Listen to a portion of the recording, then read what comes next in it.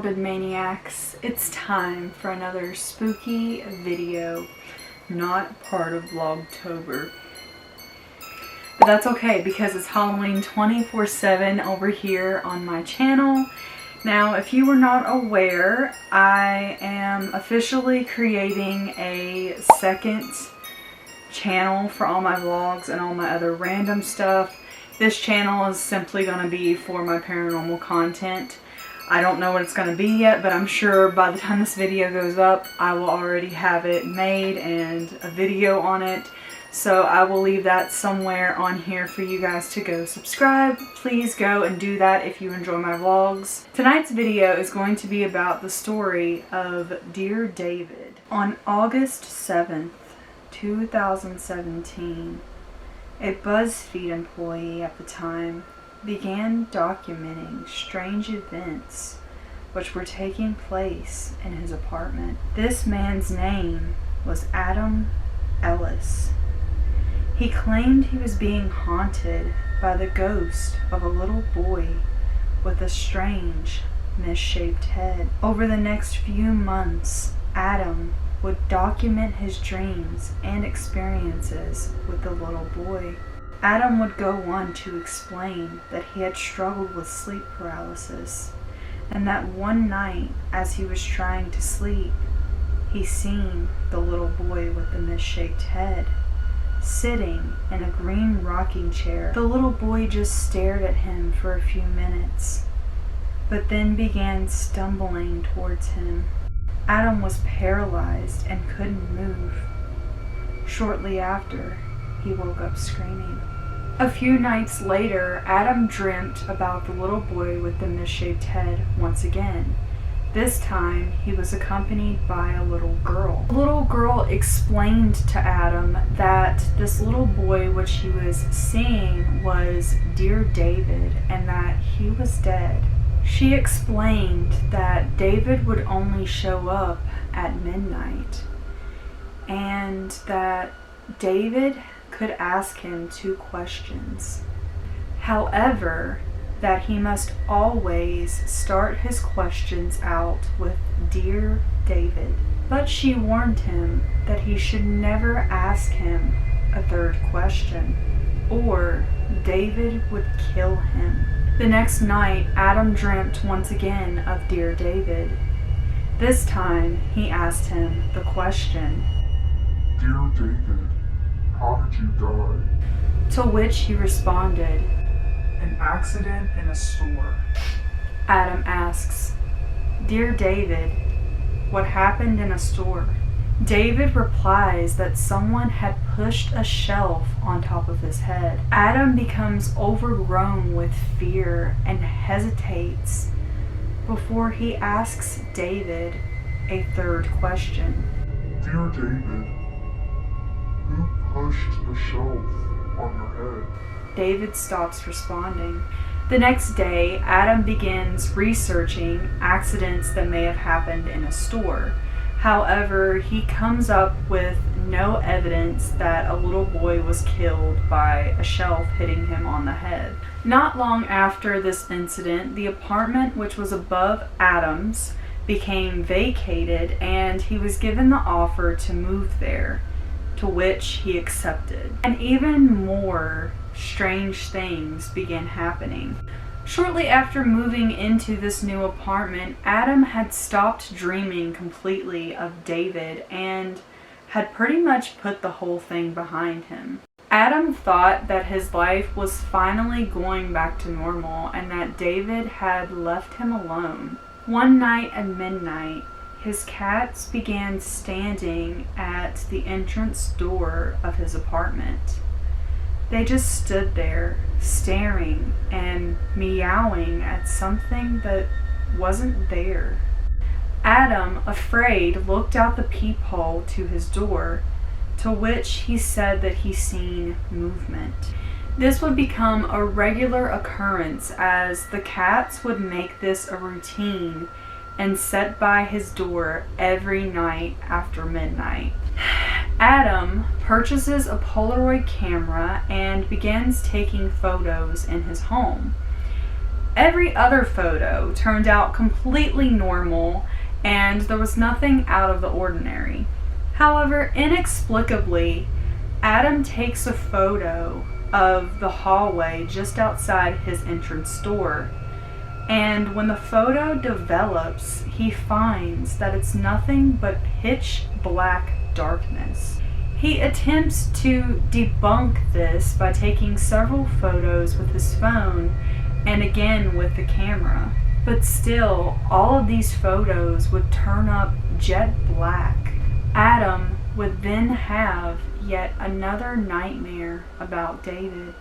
In his dream, he described there being a hazy smoke filling his room.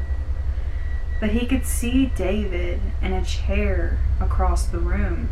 Adam claimed that the boy did not say or do anything. He just looked at him.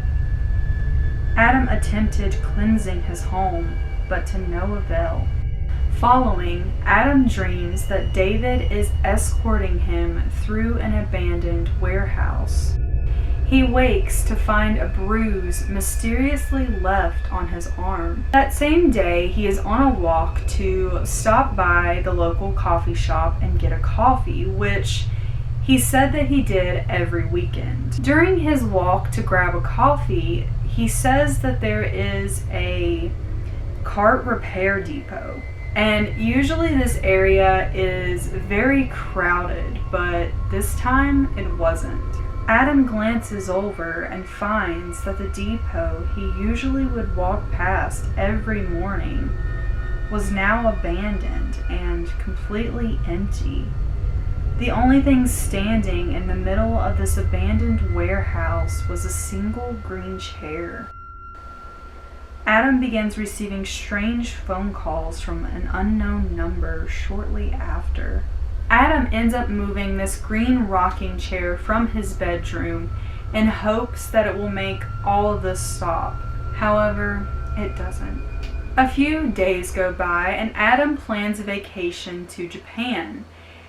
He wanted to keep an eye on his cats while he was away, so he buys a pet monitor and sets it up within his apartment. So one day he goes out and, sort of testing this pet monitor, he gets tons of notifications of movement within his home. They show the rocking chair in the living room moving by itself, a turtle shell which was hanging on the wall falling on its own, and his cats acting strangely. One of his cats, which he named Maxwell, can be seen freaking out and jumping over something which is invisible. And in another video, he is seen standing on his hind legs, reaching out to something. All of these videos, even though he tried, had no logical explanation, and it was very odd behavior for his cats to be acting that way. A few weeks later, Adam is on his bed taking a nap when he has another nightmare. This one has to be the creepiest of all. In his nightmare, Adam is laying in bed and rolls over to face the opposite direction. When he does, he comes face to face with something which he claims he wasn't able to shake. He describes seeing a bloody, decapitated head which was still attached to its spine, staring back at him. The head was still alive and was grinning at him with an eerie smile on its face. Adam asks in horror, "What happened to you?" To which the head smiled even bigger and replied, he also experienced nightmares of dark figures staring into his windows when he lived on the second floor of the apartment. A couple weeks later, he finally goes on his trip to Japan, and while he's there, everything seems to be going smoothly. He almost kind of forgets about the whole Dear David situation. He had a pet sitter looking after his cats while he was away, and he was enjoying himself. However, one day on his walk exploring the city, he comes across a statue. And this statue at first seemed completely normal. That was until he started taking pictures of it from different angles. There, he's seen the same little boy with the misshaped head. When he returns home, the events begin happening again. This time, Adam experiences lighting issues in his home. He then would hear a faint scratching sound on his door. Once again, he attempted cleansing it, this time bringing in a friend to help him. It helps for a little while, and he believes that he got rid of the problem. One night, as Adam walked into his kitchen to grab a drink, he notices that his cats are sitting in the floor, staring up at the ceiling or the window, I can't really remember, looking at something. He looks out the window, which is the roof to the business which is next door. Remember that Adam is on the second floor of the apartment. And he notices what looks to be someone standing there, staring at him. He quickly shuts his curtains and locks his doors. He falls asleep and has another dream involving dear David. Once again, he finds the little boy sitting on a chair in the room, and he becomes paralyzed. The little boy does nothing but stares at him for a few moments, but then starts making his way towards Adam. Adam snaps several photos.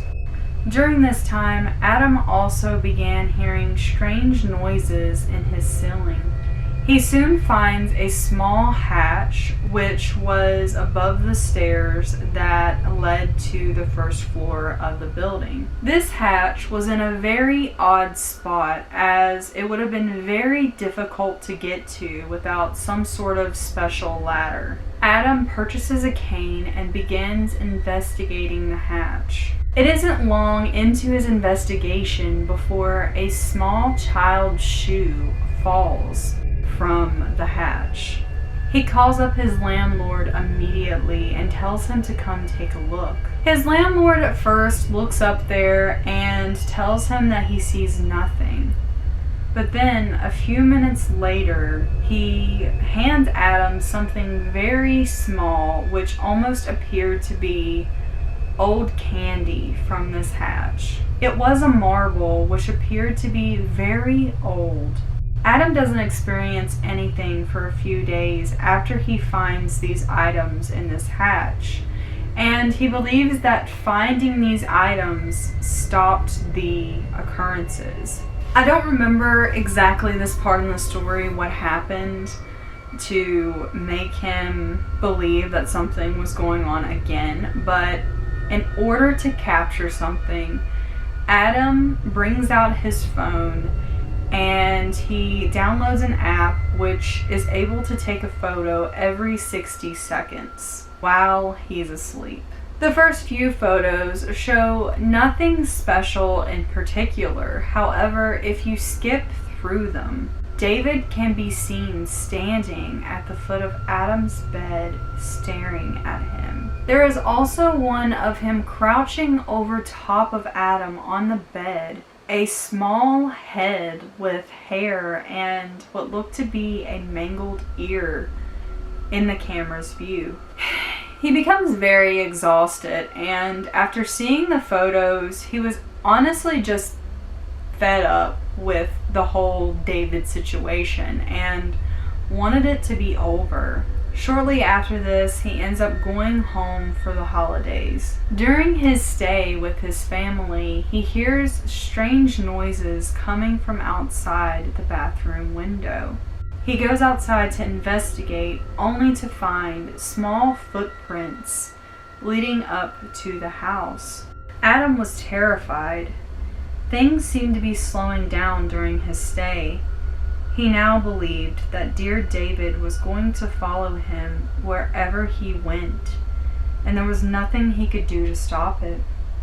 He felt hopeless. When he returns home, he has yet again another nightmare.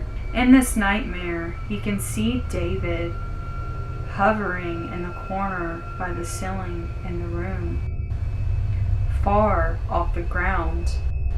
The little boy is mouthing something, his mouth moving faster than it should be. Move, completely paralyzed. The only thing he can do is stare up at him. Suddenly, David plummets down on top of him and wakes Adam up in an instant. Adam searches around the room, but is unable to find anything. However, there was this one photo on his phone. In the photo, you can see what appears to be David, crouched down on top of him. One night, when he had put it all behind him, he was out having fun with his friend and posting stories to his Instagram page, when one of his followers alerted him about a particular photo he had posted. This photo was not something Adam had posted, yet it was on his story and it seemed to be completely distorted and glitched, along with a strange set of eyes that appeared to be over top of Adam's face. After this, Adam's posts about Dear David and the thread seemed to have stopped. Most following the story were left questioning what actually happened. Please don't worry about me. I'm okay and everything will be like it was. Everything is fine, Adam tweets. So what really happened to Dear David? Did he stop bringing attention to the situation in hopes it would make it all stop? Did he make the story up as a fun little creepypasta? Did David finally take over him? Or are things finally back to normal for Adam? We may never actually know the truth. However, to this day, when someone brings up the story of Dear David, Adam still swears up and down that everything which he shared on his Twitter thread were real events. Adam captured multiple photos of the supposed Dear David, all at different times, in and out of his apartment during the time the thread was being shared. As of 2018, a movie is being released based on the Dear David story. To see the full Twitter thread in detail, visit Adam's Twitter at AdamTotsComics. So there was the creepy story of Dear David. What do you guys think of this creepy story? Do you believe that it's real and that it actually happened to him? I'm not one to be like, oh, well, this is fake and he made it all up, because nobody really knows except for the person that was telling the story. However, it does kind of seem like a story that might have been wrote for entertainment purposes, you know. Nevertheless, the story is very creepy, but please let me know what you guys think, and I hope you guys enjoyed this video. If you did, please give me a big ol' thumbs up. Subscribe to my channel if you have not already and become Morbid Maniac. Be sure to hit that bell notification, that way you get notified every single time I upload a new video. And I love you guys so much, and I will see you in my next one.